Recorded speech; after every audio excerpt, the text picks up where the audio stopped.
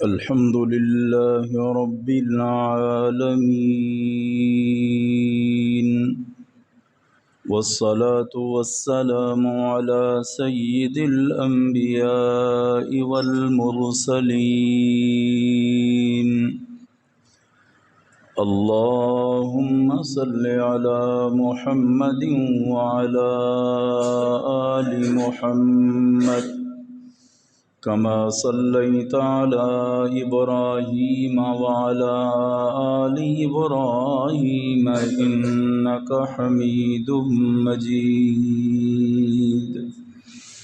اللهم بارك على محمد وعلى آل محمد كما باركت على إبراهيم وعلى آل إبراهيم إنك حميد مجيد.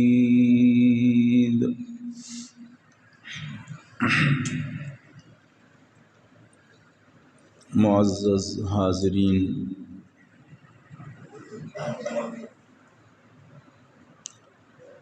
اللہ تعالی نے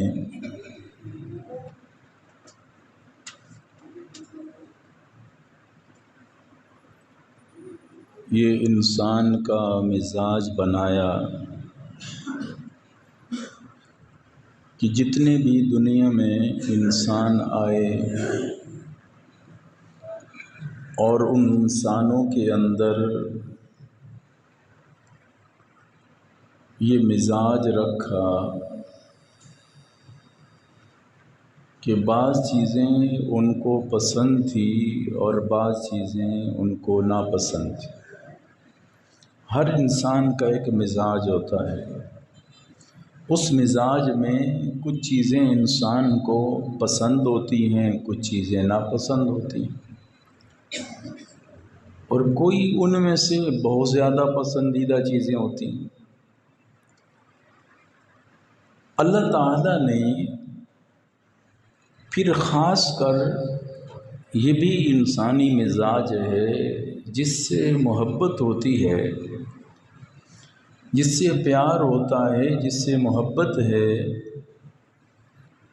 تو جس سے پیار کیا جاتا ہے اس کی ہر ادا پسند ہوتی.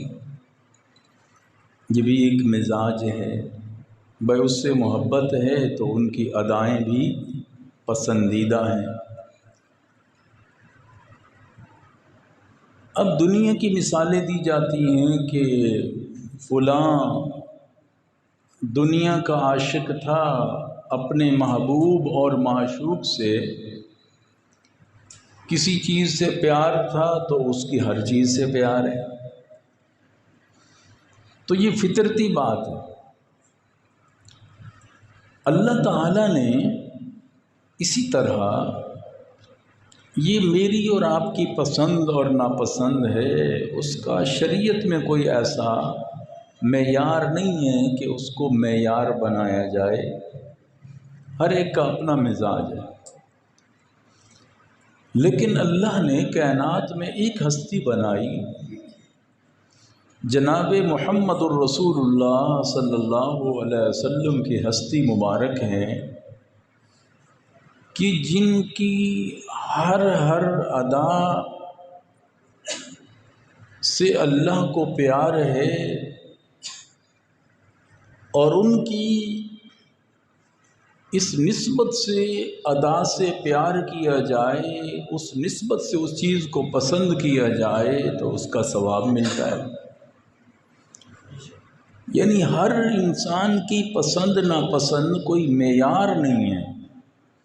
لیکن جناب محمد الرسول اللہ صلی اللہ علیہ وسلم کی جو پسند ناپسند ہے، شریعت میں اس کا اعتبار اور معیار ہے. ہم کوئی چیز پہنتے ہیں، کوئی چیز کھاتے ہیں، کوئی چیز پیتے ہیں،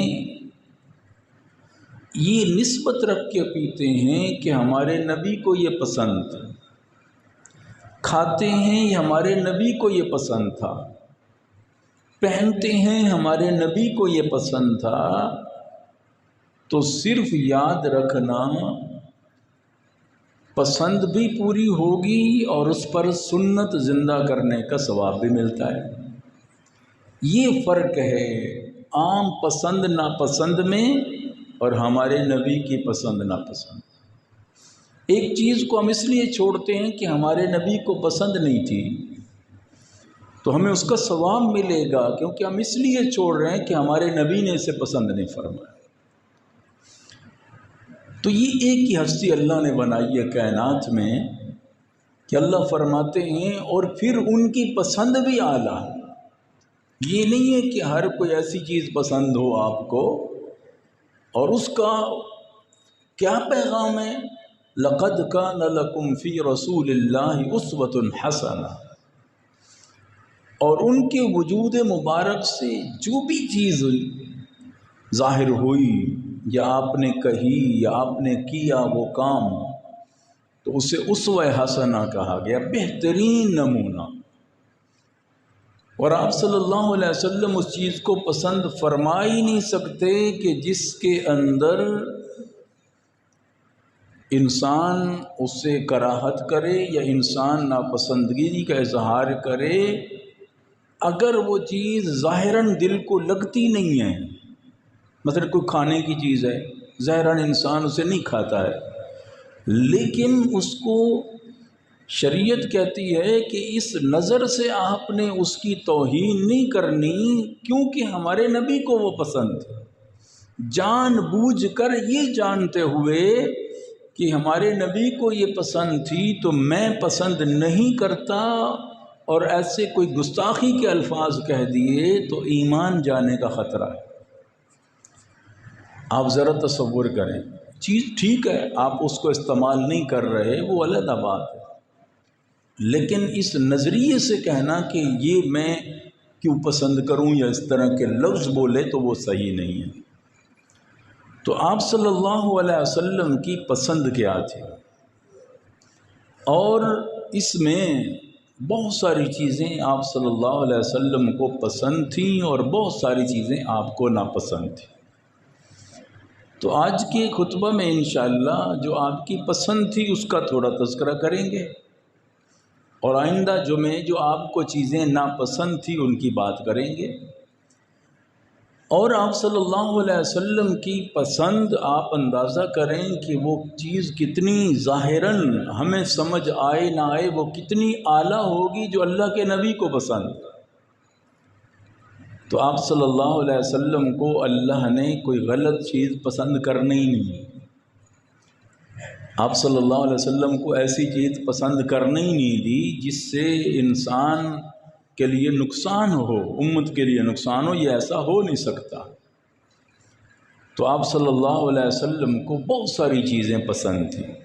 ایک ہے آپ کی زندگی کے حوالے سے، کچھ ہیں آپ کی شریعت کے حوالے سے، کچھ ہیں آپ کے کھانے کے حوالے سے، کچھ ہیں آپ کے پینے کے حوالے سے، کچھ ہیں آپ کے پہننے کے حوالے سے۔ یہ ساری چیزیں جو قرآن و حدیث کی روشنی میں ہم کو سمجھ آتی ہیں کہ پیارے نبی کو کیا کیا پسند تھا، تو ہم آئندہ اس نظریے سے ان چیزوں کو پسند کریں کہ ہمارے نبی نے پسند کیا، اور ہم اس چیز کو یعنی کوشش کریں کہ اس کو اگر وہ چیز ہم پہنتے ہیں، وہ چیز ہم کھاتے ہیں، وہ چیز ہم پیتے ہیں، گھروں میں پیتے کھاتے رہتے ہیں، تو ہم اس کو جب بھی استعمال کریں تو یہ نیت کر کے یا اللہ یہ چیز میرے نبی کو پسند تھی اس لیے میں اسے استعمال کر رہا ہوں، تو اب یہ ثواب بھی مل جائے گا۔ چیز تو انسان کھاتا ہے، پہنتا ہے، پیتا ہے، تو اس کا ثواب اضافی مل جائے گا۔ اب پہلے میں ایک حدیث کے ایک حصے کا حوالہ جو آپ کو مشہور ہے، زیادہ یاد بھی ہے، تو اس کا حوالہ دے کے میں بات شروع کرتا ہوں، جس میں آپ صلی اللہ علیہ وسلم نے 3 باتوں کے بارے میں فرمایا مجھے پسند ہے، پھر آگے بات شروع کرتے ہیں۔ آپ صلی اللہ علیہ وسلم نے کیا فرمایا؟ ایک مجلس تھی، صحابہ کرام موجود تھے، تو آپ صلی اللہ علیہ وسلم نے 3 چیزوں کے بارے میں فرمایا مجھے پسند ہے۔ تو آپ صلی اللہ علیہ وسلم کی وہ کتنی عظیم پسند ہوگی جو اللہ کے نبی اپنے صحابہ سے فرما رہے ہیں مجھے یہ پسند ہے۔ تو اب ظاہر ہے صحابہ کرام فرماتے ہیں کہ اللہ کے نبی کوئی بات فرماتے نا مجھے یہ پسند ہے، تو ہمیں اس چیز سے خود بخود پیار ہو جاتا کیونکہ ہمارے نبی کو پسند ہے۔ تو ہمیں بھی اس چیز کا خیال اور پیار رکھنا چاہیے جو ہمارے نبی کو پسند ہے۔ تو آپ صلی اللہ علیہ وسلم نے ایک مجلس میں کیا فرمایا؟ فرمایا حبب الی من دنیاکم ثلاث، اے صحابہ کی جماعت، تمہاری دنیا میں سے مجھے 3 چیزوں سے محبت ہے، پیار ہے۔ صحابہ کرام رضوان اللہ تعالی علیہم اجمعین متوجہ ہو گئے وہ کتنی اعلیٰ چیزیں ہیں جنہیں پیارے نبی پسند فرماتے ہیں۔ تو آپ صلی اللہ علیہ وسلم نے پہلی چیز فرمائی الطیب، مجھے خوشبو پسند ہے۔ خوشبو ہمیشہ ہم لگاتے رہتے ہیں، استعمال کرتے رہتے ہیں، اس نیت کے ساتھ خوشبو استعمال کرنی چاہیے کہ ہمارے نبی کو پسند تھی، تو سنت کا ثواب بھی مل جائے گا لگانے پر۔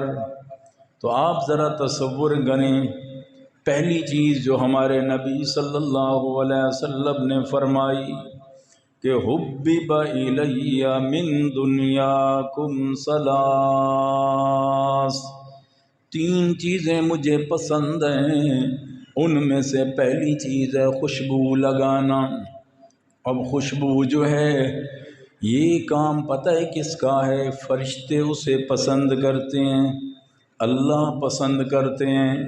اور سرکار دو عالم صلی اللہ علیہ وسلم نے کیا ارشاد فرمایا کہ جب اللہ جس سے خوش ہوتا ہے تو اللہ اس کی قبر کو جنت کا باغ بنا دیتا ہے، اور اللہ تعالیٰ اس کو کیا مقام دیتا ہے کہ جہاں اس نے رہنا ہے ہمیشہ کے لیے، جہاں اس کی قبر بنتی ہے اللہ اس کو خوشبودار بنا دیتا ہے۔ یعنی آپ ذرا تصور کریں، سرکار دو عالم صلی اللہ علیہ وسلم نے فرمایا کہ میری پسندیدہ چیزوں میں سے پہلی چیز ہے خوشبو لگانا۔ یاد رکھنا، ہم سنتے تو رہتے ہیں، پڑھتے رہتے ہیں، بیان بھی کرتے رہتے ہیں، لیکن خوشبو کے حوالے سے میرے نبی صلی اللہ علیہ وسلم کا عمل مبارک کیا تھا؟ حالانکہ آپ صلی اللہ علیہ وسلم کو ظاہراً خوشبو کی ضرورت نہیں تھی، یاد رکھنا بعض چیزیں آپ نے اس لیے لگائیں، استعمال فرمائیں لوگوں کو ترغیب دینے کے لیے تاکہ امت اس پر زیادہ زیادہ اس پہ عمل کرے اور رہنمائی ملتی ہے۔ اس لیے سرکار دو عالم صلی اللہ علیہ وسلم کو خوشبو کو ظاہراً ضرورت نہیں تھی، کیونکہ ہمارے نبی کا وجود ہی معطر تھا، ہمارے نبی صلی اللہ علیہ وسلم کا بدن ہی خوشبودار تھا۔ پسینے سے سمل اٹھتی ہے، بدبو آتی ہے، لیکن اللہ نے ہمارے نبی کے پسینے کو بھی خوشبودار بنایا تھا، اس لیے آپ کو تو ظاہراً ضرورت تو نہیں تھی خوشبو لگانے کی کہ اللہ نے آپ صلی اللہ علیہ وسلم کے وجود مبارک کو خوشبودار اتنا بنایا تھا۔ ایک صحابی ہیں، کون؟ حضرت عبداللہ ابن ام مکتوم رضی اللہ تعالیٰ عنہ، یہ نابینا صحابی تھے، اللہ نے ان کو آنکھیں عطا نہیں فرمائی تھی، جن کا ذکر سورہ عبس میں بھی موجود ہے۔ اللہ تعالیٰ نے ان کی تعریف بیان فرمائی، حضرت عبداللہ ابن ام مکتوم کی، نابینا صحابی ہے، اللہ کے نبی کا صحابی ہے، لیکن آنکھوں سے آپ کا چہرہ نہیں دیکھا۔ حضرت عبداللہ ابن مسعود نے، ایک صحابی پوچھتے ہیں عبداللہ ابن ام مکتوم، میں ہمیشہ یہ دیکھتا رہتا ہوں جب بھی آپ مجلس میں آتے ہیں، ضروری نہیں ہوتا کسی نے آپ کا ہاتھ پکڑا ہو، لیکن آپ جب آتے ہیں اللہ کے نبی کے پاس آ کے بیٹھ جاتے ہیں، کسی سے پوچھتے بھی نہیں ہیں، یہ کیسے ممکن ہے؟ تو حضرت عبداللہ ابن ام مکتوم رضی اللہ تعالیٰ عنہ کیا فرماتے ہیں؟ میں اپنے نبی کی خوشبو کو محسوس محسوس کر لیتا ہوں اور اس ذریعے سے میں اپنے نبی کے پاس آ جاتا ہوں۔ تصور کرنا ذرا۔ تو حضرت عبداللہ ابن مکتوم فرماتے مجھے پوچھنے کی ضرورت نہیں پڑتی، جب میرے نبی کی مجلس ہوتی آپ کہاں تشریف فرما ہیں تو آپ کی خوشبو سے میں اندازہ لگا کہ آپ کے پاس آ جایا کرتا تھا۔ تو آپ صلی اللہ علیہ وسلم کے وجود مبارک کو تو اللہ نے ویسے بھی خوشبودار بنایا تھا، لیکن اس کے باوجود میں آج وہ چیزیں بتا رہا ہوں جو ہمارے نبی کو پسند تھی، کھانے میں، پینے میں، پہننے میں، زندگی مبارک میں اللہ کے نبی کو کیا کیا پسند تھا۔ اس میں سے پہلی چیز ہے خوشبو، اللہ کے نبی کو پسند تھی، اس کے باوجود آپ کا وجود خوشبو والا تھا۔ لیکن سنو میرے نبی صلی اللہ علیہ وسلم، حضرت عائشہ رضی اللہ تعالی عنہ فرماتی، اما عائشہ نے بیان کیا کہ سرکار دو عالم صلی اللہ علیہ وسلم ذرا تصور کریں، آپ فرماتی ہیں جب بھی کوئی وفد آتا تھا باہر سے ہمارے نبی سے ملاقات کرنے کے لیے، ملنے کے لیے، یا کوئی اجتماع ہوتا جس میں سارے صحابہ جمع ہوتے، کوئی مشورہ ہوتا، آپ فرماتے عائشہ خوشبو لے کے آؤ میرے لیے۔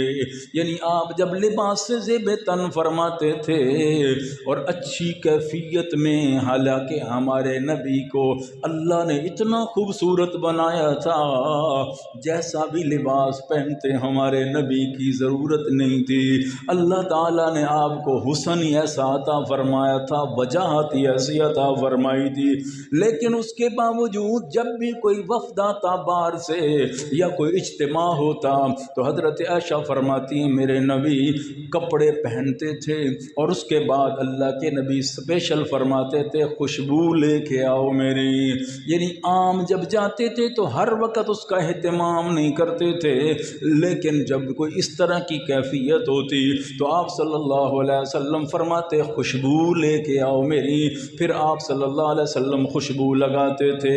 تو بعض خاص قسم کے عطر وغیرہ ہوتے تھے، اس سے اللہ کے نبی کے کبھی داڑھی پر نشان بھی نظر آ جاتا تھا، یعنی اس کے رنگ کا، تو آپ صلی اللہ علیہ وسلم خوشبو لگا کے جاتے تھے۔ تو مجھے اور آپ کو کیا پیغام ملا یہاں سے؟ جب بھی ہم کسی اجتماع میں جائیں، مسجد میں آئیں، کیونکہ یہاں لوگ اکٹھے ہوتے ہیں تو ہمیں اہتمام کرنا چاہیے، خوشبو لگا کے آنا چاہیے تاکہ دوسروں کو کوئی تکلیف نہ ہو۔ حالانکہ ہمارے نبی سے تو کوئی تکلیف ہوتی نہیں تھی، کیوں؟ آپ کا پسینہ بھی خوشبودار تھا، معطر تھا، لیکن آپ صلی اللہ علیہ وسلم اس کے باوجود پیارے نبی صلی اللہ علیہ وسلم خوشبو کا اہتمام فرماتے تھے جب اجتماع میں جاتے تھے، اور آپ صلی اللہ علیہ وسلم اس لیے ایسی چیز پیاز وغیرہ استعمال نہیں فرماتے تھے تاکہ کوئی ایسی سمیل وغیرہ پیدا نہ ہو جائے۔ آپ صلی اللہ علیہ وسلم نے، آپ ذرا تصور کریں، آپ اتنا اس کا خیال رکھتے تھے۔ تو ہمارے نبی کا پسندیدہ عمل پہلا کیا ہے؟ خوشبو لگانا۔ پھر آپ صلی اللہ علیہ وسلم، حضرت عائشہ رضی اللہ تعالیٰ عنہ فرماتی ہیں تہجد کا ٹائم ہوتا، اللہ کے نبی جب قرآن پاک کی تلاوت کرتے تھے اس سے پہلے وضو فرماتے اور وضو فرما کے آپ خوشبو لگاتے تھے، پھر اللہ کے قرآن کی تلاوت کرتے تھے۔ تو اس سے یہ بھی ثابت ہوا آپ صلی اللہ جب نے تہجد کے لیے اٹھنا ہے، جس طرح مسواک کرنا سنت ہے، اسی طرح اس نیت کے ساتھ بھی جب تہجد کے لیے اٹھیں تلاوت کرنی ہو تو خوشبو بھی سنت سمجھ کے لگا دینی چاہیے، اس کا بھی ثواب ملے گا۔ یعنی اللہ کے سامنے جب پیش ہونا ہوتا تو میرے نبی خوشبو لگاتے تھے، جب بندوں کے مجمع میں آتا تھا تو آپ صلی اللہ علیہ وسلم پھر بھی خوشبو لگاتے تھے۔ تو معلوم ہوا اللہ سے باتیں کرنی ہے تو خوشبو لگا کے آؤ، بندوں سے ملاقات کرنی ہے تو خوشبو لگا کے آؤ، یہ ہمارے نبی کی سنت ہے۔ تو اس لیے اللہ کے نبی کو خوشبو پسند ہے۔ پھر آپ صلی اللہ علیہ وسلم نے اس لیے فرمایا آج ہمارا وہ روٹین اور ماحول ختم ہو گیا، اس لیے فرمایا اللہ کے گھر آؤ تو اس انداز میں آؤ۔ تو اب دیکھیں نا، بعض اوقات ایسا ہوتا ہے ہم اس کا اہتمام نہیں کرتے کیونکہ دوسروں کو بھی تکلیف ہوتی ہے، ساتھ فرشتوں کو بھی تکلیف ہوتی ہے، اس لیے اللہ کے نبی نے فرمایا خوشبو لگا کے آیا کرو۔ آپ صلی اللہ علیہ وسلم کی سنت سمجھ کے یہ کرنا چاہیے۔ اور پھر یہ سنت بھی ہماری مساجد جتنی بھی ہیں، یہاں کی بات نہیں کر رہا، عام روٹین میں بات کر رہا ہوں کہ یہ معمول ختم ہو گیا ہے کہ خوشبو کا اہتمام کیا جائے۔ جب اجتماع ہوتا ہے تو پہلے خوشبو کا اہتمام کیا جائے، کوئی سپرے وغیرہ یا اس طرح کی چیز، تو یہ بھی طریقہ زندہ ہونا چاہیے، کیونکہ عود وغیرہ کی خوشبو اس وقت مسجدوں میں لگایا کرتے تھے، آج بھی عرب میں یہ رواج موجود ہے، اور اس کو اس نیت کے ساتھ کرنا چاہیے کہ اللہ کے نبی کو یہ پسند ہے۔ اور دوسری بات یہاں ذہن میں رکھنا، ایسی خوشبو تیز لگانا جس سے دوسرے کو تکلیف ہو تو یہ بھی غلط ہے۔ آپ صلی اللہ علیہ وسلم نے فرمایا مرد خوشبو استعمال کر سکتا ہے جیسی بھی عورت کے لیے فرمایا وہ ہلکی خوشبو استعمال کرے۔ میرے نبی نے فرمایا یعنی عورت کے لیے تاکہ باہر اس کا نہ جائے، تو مرد کے لیے کہا کہ خوشبو جیسی بھی استعمال کر سکتے ہیں۔ تو اللہ کے نبی صلی اللہ علیہ وسلم نے فرمایا تحفے میں ہدیے میں خوشبو دیا کرو، کسی کو تکیہ دینا، خوشبو دینا، دودھ دینا، کھجور دینا، یہ آپ صلی اللہ علیہ وسلم کی سنت سمجھ کے یہ عمل کرنے چاہیے۔ آپ صلی اللہ علیہ وسلم نے اسے پسند فرمایا۔ تو پہلا عمل جو اللہ کے نبی کی پسند ہے وہ خوشبو لگانا۔ تو اب یہاں سے یہ بات ہمیں سمجھ لینی چاہیے، چاہے اللہ کے سامنے حاضر ہونا ہے تو خوشبو لگا کے، بندوں کی مجلس میں آنا ہے تو خوشبو لگا کے آنا، یہ سنت ہے پیارے نبی صلی اللہ علیہ وسلم کی۔ دوسرا کام آپ نے فرمایا مل مرأۃ الصالحہ، اللہ نے نیک عورت جو ہو 5 وقت کی نماز کی پابندی کرنے والی، اذا صلت خمسہا، عورت نیک کی اللہ کے نبی نے علامات بتا دی کہ نیک عورت کون سی ہوتی ہے۔ آپ نے فرمایا جو 5 وقت کی پابندی سے نماز پڑھنے والی ہو، رمضان کے روزے رکھنے والی ہو، اور آپ نے فرمایا خامد کی تابع داری کرنے والی ہو، لان تان کرنے والی نہ ہو، اپنی عزت کی حفاظت کرنے والی ہو۔ تو آپ صلی اللہ علیہ وسلم نے فرمایا ایسی عورت کو اللہ قیامت والے دن کہے گا یہ جنت کے 8 دروازے کھلے ہیں تیرے لیے، جس سے مرضی آئے داخل ہو جا، یعنی اتنا مقام ہے اس عورت کا۔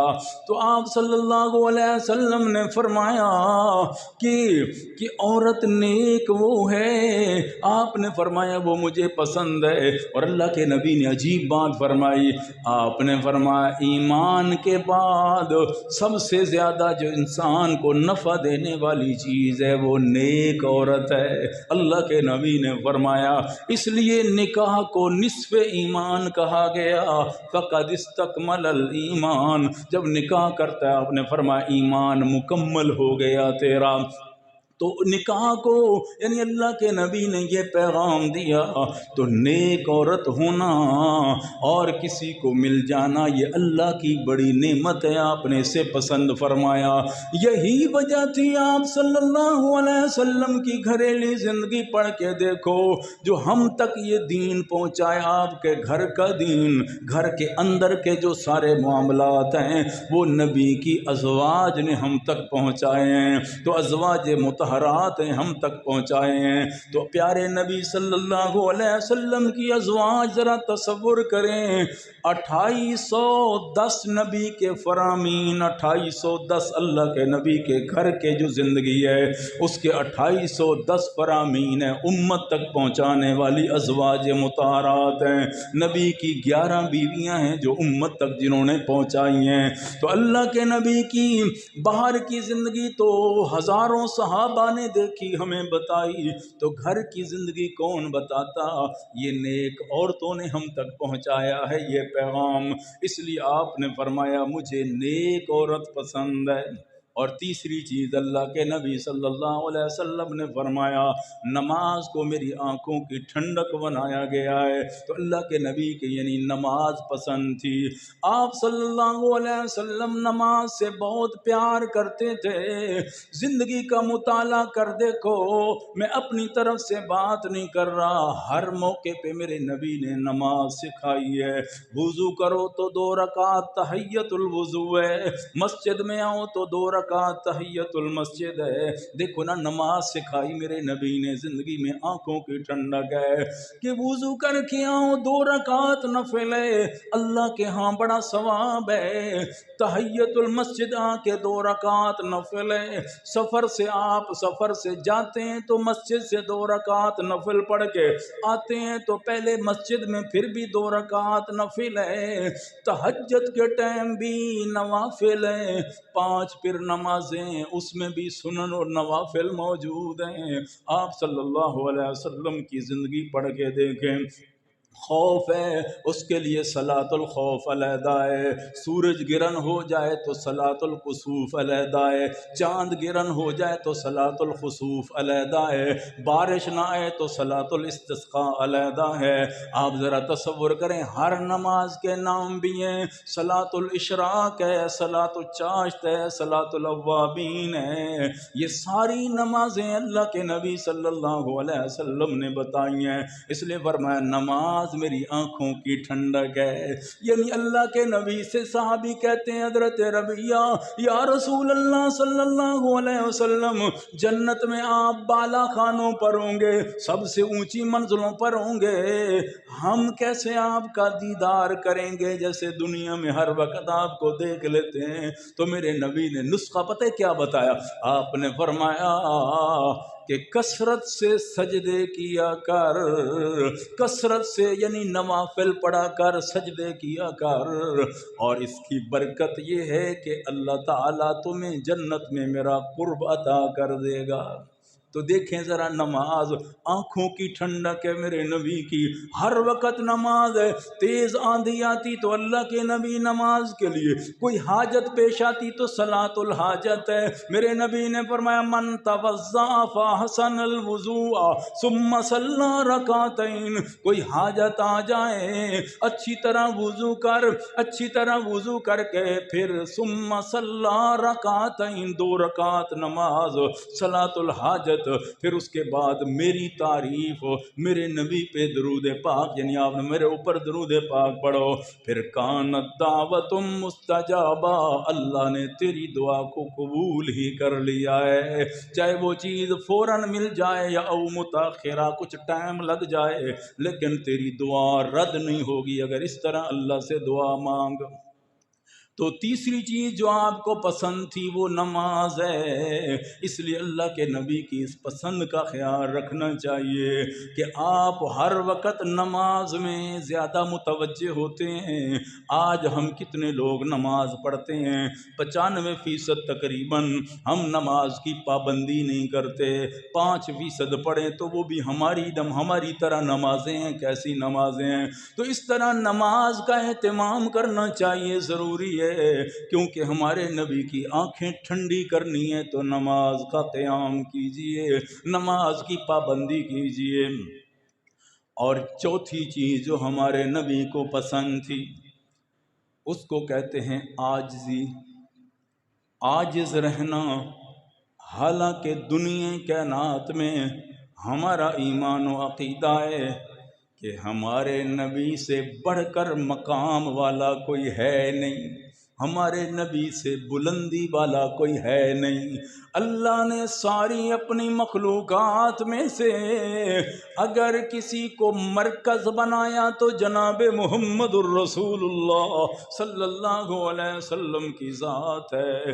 اگر پوری کائنات میں سے اللہ نے جسے کہا کہ یہ ہے جو میری وحدانیت پہ بھی دلیل ہے، یہی ہے، تم نے مجھے نہیں دیکھا دیکھا میرا نبی تمہیں کہہ رہا ہے مان لو، یہی دلیل ہے میرا نبی جو تمہیں کہہ رہا ہے، کیونکہ میرے نبی کی زبان سے ایسی بات نکلتی نہیں جو غلط ہو۔ اس لیے اللہ نے پوری قرآن پاک کا مطالعہ کر لیں، اللہ نے سورج کی قسمیں اٹھائیں، چاند کی قسمیں اٹھائیں، اللہ نے گھوڑوں کی قسمیں اٹھائیں، مختلف چیزوں کی قسمیں اٹھائیں، لیکن اللہ نے کسی کی زندگی کی قسم نہیں اٹھائی۔ پورا قرآن پاک مطالعہ کر لیں، کیونکہ کوئی نہ کوئی نقص ہو سکتا ہے ان کے اندر۔ اللہ قسم اٹھاتا ہے لیکن اللہ نے کسی جان کے اندر قسم اٹھائی نہیں سوائے جناب محمد الرسول اللہ صلی اللہ علیہ وسلم کے۔ اللہ فرماتے ہیں لعمرک، میرے محبوب مجھے تیری جان کی قسم، تیری زندگی کی قسم ہے۔ یہ ہستی ہمارے نبی کی ہے، لیکن اس کے باوجود جہاں سید الملائکہ سدرہ سے باادب ہو کے آپ کی مجلس میں حاضری دیں، مقام کتنا بلند ہوگا۔ جن کے چہرے کے احترام میں قد نرا تقلب وجہک فی السماء فلنولینک قبلۃ ترضاها، جن کے چہرے کے احترام میں اللہ قبلوں کو بدل دے وہ نبی، جن کی انگلی اٹھنے پر اللہ چاند کو دو ٹکڑے کر دے وہ نبی، جن کے لعاب پڑنے پر کڑوے کنویں میٹھے ہو جائیں وہ نبی، اور ذرا تصور کریں جن کے پسینے سے جنت کی خوشبو آئے وہ نبی، جن کے ملائم نرم و نازک تلوے ایسے کہ حضرت انس فرماتے ہیں ریشم کی ملائمی اور نرمی بھی اس کا مقابلہ نہ کرے وہ نبی جناب محمد الرسول اللہ۔ اونچائیاں اتنی ہے کہ یہاں بیٹھ کے اللہ نے یہ عزتیں عطا فرمائی، یہ شان اور مقام عطا فرمایا، لیکن اس کے باوجود عاجزی کتنی ہے، عاجزی اتنی زیادہ ہے کہ 10,000 صحابہ فاتح بن کے مکہ میں ساتھ داخل ہو رہے ہیں، اس کے باوجود جو فاتح ہوتا ہے اس کی گردن اکڑی ہوتی ہے، جو فاتح ہوتا ہے اس کا تو بدل جاتے ہیں، لیکن تصور کرو صحابہ فرماتے ہیں ہمارے نبی کا سر مبارک سواری کے کوہان کے ساتھ لگا ہوا تھا۔ یہ عاجزی کا پیغام تھا۔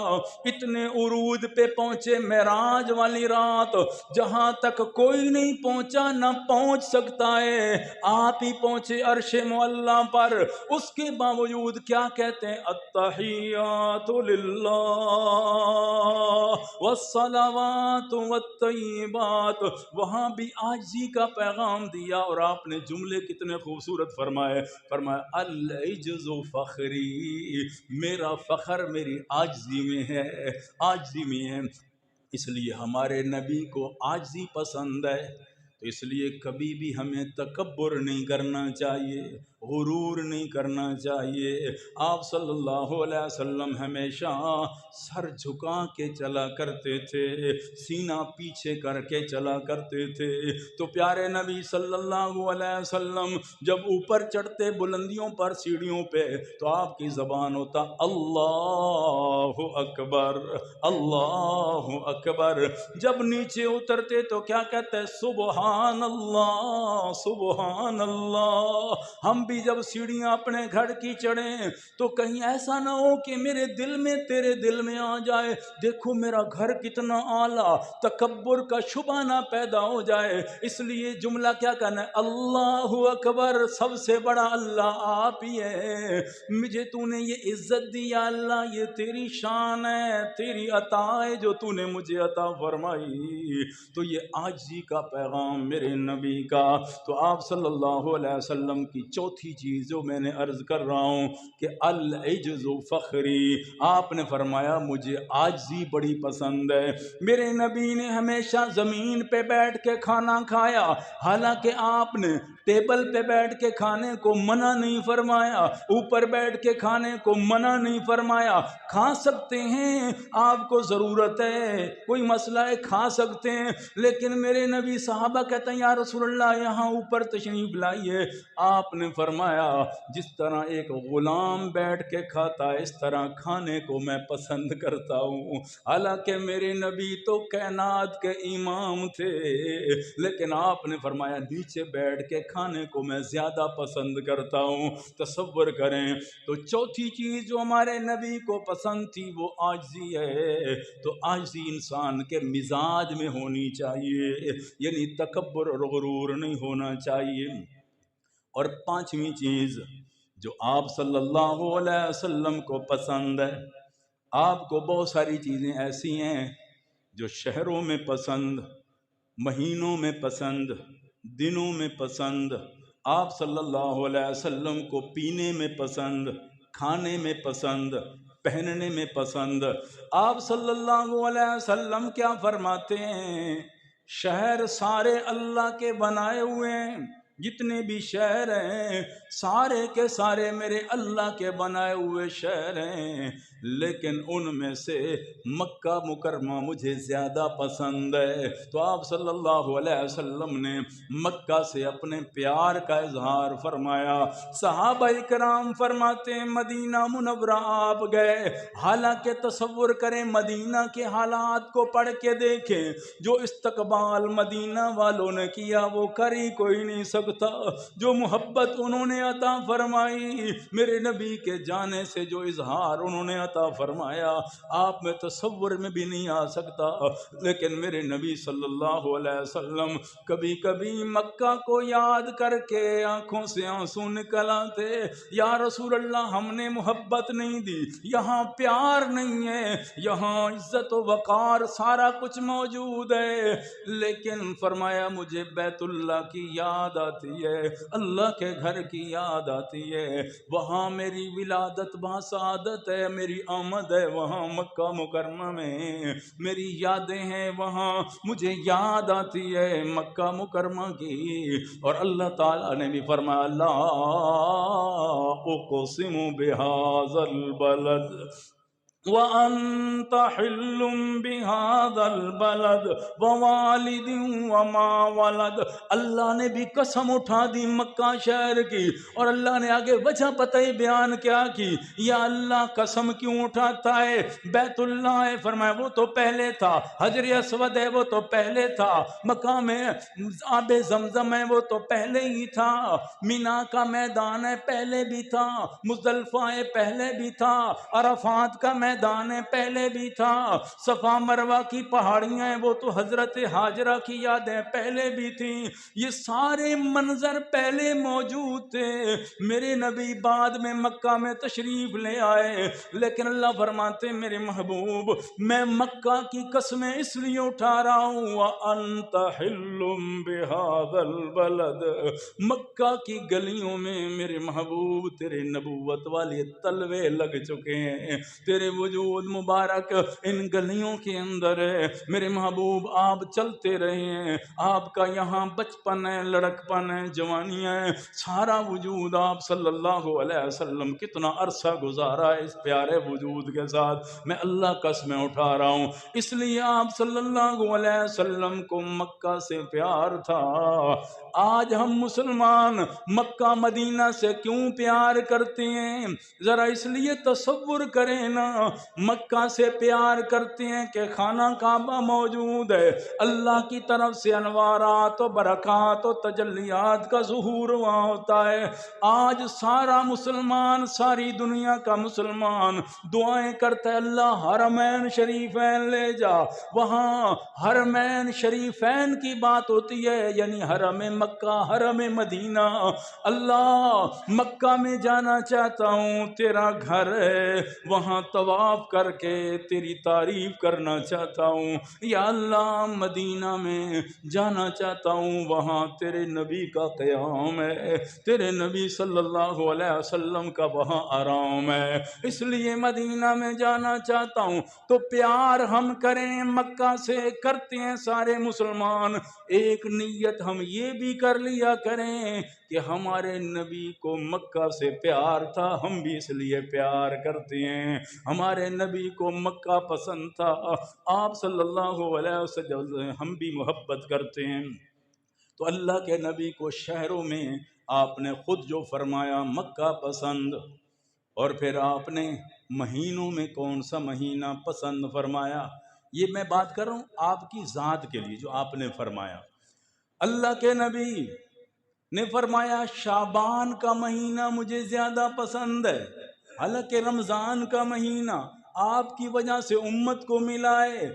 آپ نے فرمایا کہ شعبان شہری، شعبان میرا مہینہ ہے، پورے سال میں رمضان میں تو ویسے ہی روزے لازم ہیں، رمضان کے علاوہ میرے نبی صلی اللہ علیہ وسلم سب سے زیادہ جس مہینے میں روزہ رکھا کرتے تھے وہ شعبان کا مہینہ تھا۔ تو اللہ کے نبی صلی اللہ علیہ وسلم فرماتے ہیں مہینوں میں مجھے عبادت کے لیے نہیں شعبان کا مہینہ زیادہ، رمضان تو ویسے ہی سیزن ہے نا نیکیوں کا، وہاں اللہ کے احکامات ہیں، تو اللہ کے نبی کو مہینوں میں شعبان کا مہینہ بڑا پسند تھا۔ دنوں میں آپ کو جمعے کا دن پسند تھا کیونکہ اللہ نے خاص تحفہ عطا فرمایا۔ آپ صلی اللہ علیہ وسلم نے فرمایا اللہ نے خاص تحفہ عطا فرمایا مجھے جمعے کے ایام کے حوالے سے، جمعے کا دن اللہ نے کسی کو چننے نہیں دیا بلکہ میری امت کو عطا فرمایا۔ تو آپ کو دنوں میں یہ پسند ہے۔ آپ صلی اللہ علیہ وسلم کو آپ ذرا تصور کریں، لباس ہم پہنتے ہیں، کئی رنگ پہنتے ہیں، جائز ہے پہنا۔ اللہ کے نبی نے ریشم پہننے کو منع فرمایا مرد کے لیے، اور آپ نے فرمایا بالکل سرخ رنگ جس میں کوئی دھاری وغیرہ نہ ہو، دوسرا رنگ مکس نہ ہو، یعنی اگر مکس ہو جائے دھاری دار وہ تو اس کی گنجائش، لیکن آپ صلی اللہ علیہ وسلم نے اسے پسند نہیں فرمایا، یعنی بالکل سرخ رنگ کو بھی آپ نے پسند، یعنی بالکل اس میں ملاوٹ کوئی نہ ہو اس کو بھی۔ لیکن اللہ کے نبی کو پسند جو لباس تھا سب سے زیادہ وہ سفید رنگ تھا۔ اللہ کے نبی صلی اللہ علیہ وسلم یہی استعمال فرماتے تھے کیونکہ فرشتوں کے لباس سے تشبیہ ہے سفید رنگ کو۔ اللہ جب بھی فرشتوں کو انسانی شکل میں بھیجتے ہیں لباس کے ذریعے سے تو سفید لباس پہن کے آتے ہیں، جیسے حدیث جبرائیل میں حضرت جبرائیل علیہ السلام سفید لباس بے تن کر کے آیا تھے۔ تو سفید لباس اللہ کو پسند، نبی کو پسند، فرشتوں کو پسند، تو سفید لباس اللہ کے نبی استعمال فرماتے، اور قمیص کو آپ نے زیادہ پسند فرمایا جو ان کا عام ثقافت تھی عرب کی، لیکن آپ صلی اللہ علیہ وسلم نے شلوار خریدی پہنی نہیں، آپ نے اسے پسند فرمایا کہ یہ زیادہ سطر کو ڈھانپ لیتی ہے، کیونکہ عرب کی ثقافت چادر باندھنا تھا، آپ نے اس کا لحاظ رکھا۔ اس ثقافت کے اعتبار سے ہر علاقے کا اپنی اپنی ثقافت اور لباس ہوتا ہے، اس لیے شریعت اجازت دیتی ہے لباس پہن سکتے ہو، لباس تمہارا اتنا تنگ نہ ہو کہ تمہارے اعضائے مخصوصہ ظاہر ہو جائیں، لباس اتنا باریک نہ ہو کہ اعضائے مخصوصہ نظر آ جائیں، اور لباس اتنا چھوٹا نہ ہو جس سطر کو چھپانا ضروری ہے وہ نظر آ جائے، یعنی مرد کے لیے گھٹنے سے لے کر ناف تک عورتوں کا وجود ہے۔ اب ناف تک، گھٹنوں سے لے کر ناف تک یہ فرض ہے، سطر جسے کہتے ہیں، اس کے بغیر نماز نہیں ہوگی، تو یہ چھپانا فرض ہے۔ اب ہم پورا لباس زیب تن کرتے ہیں تو شریعت کیا کہتی ہے؟ اللہ نے لباس تمہارے لیے اتارا اور زینت بنایا، اور لباس تقوی 3 چیزیں قرآن پاک میں بیان فرمائی۔ اب لباس ہر قسم کا پہن سکتے ہیں، لیکن اس لباس میں یہ خیال، یہ 3 شرائط موجود ہیں اس خیال سے لباس، لیکن اس نیت سے جب بھی لباس سفید پہنے تو یہ نیت کر لیں کہ ہمارے نبی کو پسند تھا، تو یہ لباس تو پہننا ہی پہننا ہے، تو سنت کا بھی ثواب مل جائے گا فری میں کہ اللہ کے نبی صلی اللہ علیہ وسلم کو سفید لباس پسند تھا، کیونکہ اللہ کے نبی صلی اللہ علیہ وسلم صفائی ستھرائی کو بہت پسند کرتے، اور سفید لباس میں آپ جانتے ہیں جلدی میلا ہو جاتا ہے، داغ بھی فوراً نظر آتا ہے۔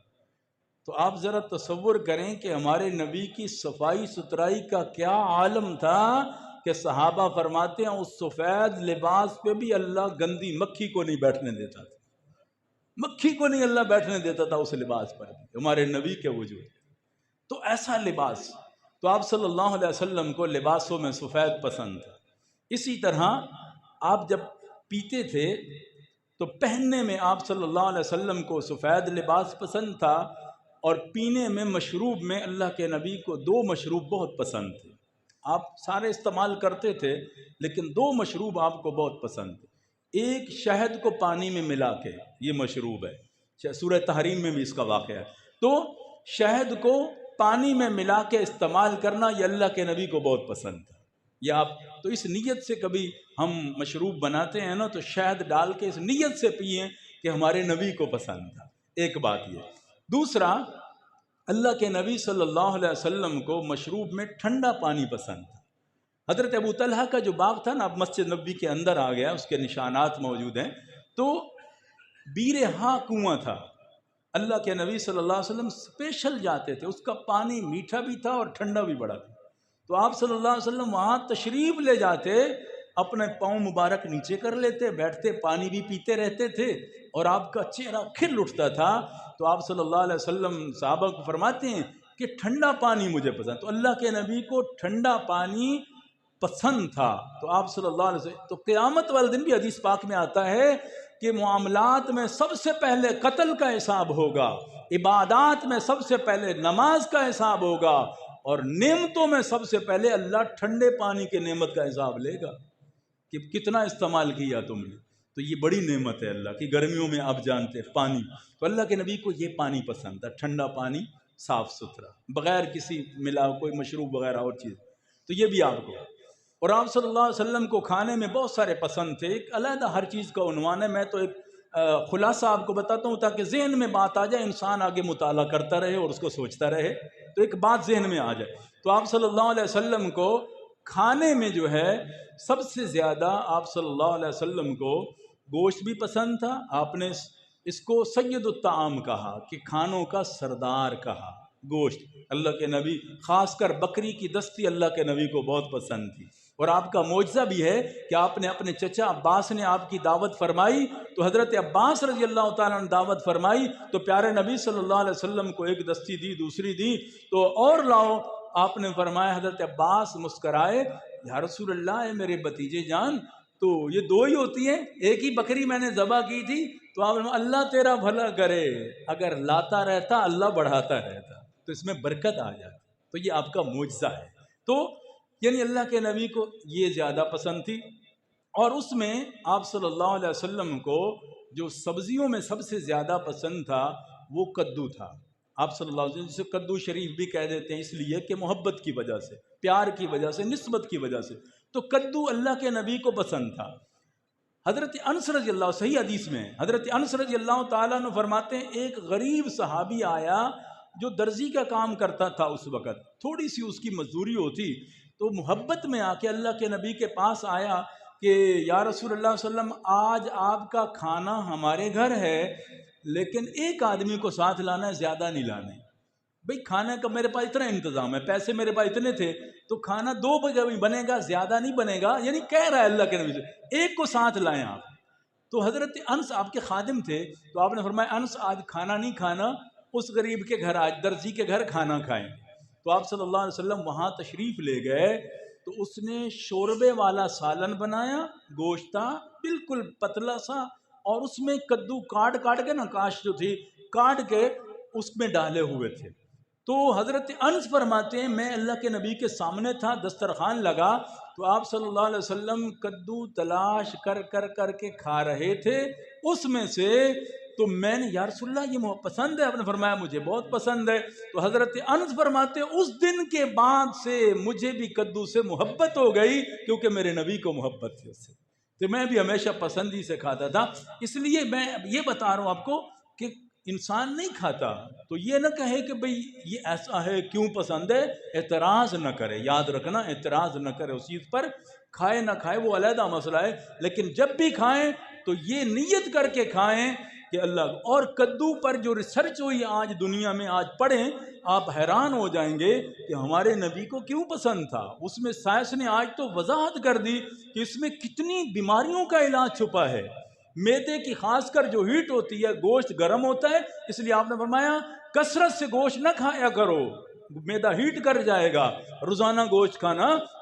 تو اس کدو جب مل جاتا تھا تو اس کا مزاج سرد ہوتا تھا، تو وہ میدے کو ہیٹ نہیں دیتا، کیونکہ گوشت گرم ہے تو کدو سرد ہے۔ تو اللہ کے نبی نے کیوں فرمایا؟ تاکہ میرے امتی کا میدا نہ خراب ہو جائے۔ ایک کینسر کا علاج کدو میں، قبض کشا کدو ہے، اور اس طرح کی انسانی قوا کو جو مضبوط کرتا ہے وہ کدو ہے۔ آج کی ریسرچ نے تو حیران کر دیا کہ سوج جائے، جسم سوج جائے تو آپ کدو کے اوپر باندھ کے اوپر پٹی کر دیں تو وہ سوجن ختم ہو جاتی ہے۔ تو یہی ایسے اللہ پیارے نبی کو ایسے پسند نہیں تھا، اس میں بہت ساری حکمتیں ہوتی جو امت کو آپ نے پیغام دیا، تو آپ صلی اللہ علیہ وسلم کو اس طرح کی۔ تو میں عرض کر رہا تھا کہ آپ صلی اللہ علیہ وسلم کو کون سی چیزیں پسند ہیں اور کون سی چیزیں ناپسند ہیں، باقی انشاءاللہ آئندہ جمعہ عرض کریں گے۔ اللہ